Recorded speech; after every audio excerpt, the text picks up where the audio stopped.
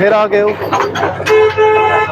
अक्सर सर यही होता है इनका कि जो आगे खड़ा करके जो भी दुकान का डिस्प्ले है वो आगे करके लगा देते हैं। इन्होंने मोटरसाइकिल का सारा सिस्टम बाहर किया हुआ है, उसके बाद जो भी सामान होता है वो हम उस दुकान सील कर देते हैं। इसी तरह बाकी हम एरिया में भी यही प्रैक्टिस करेंगे। उसके बाद ये बाकी एरियाज में भी हम जो तजावजात रिमूव करने के बाद इसी तरह लाइन लगा देंगे। पानी का पाइप बोलो आगे से बोले मसला कोई करा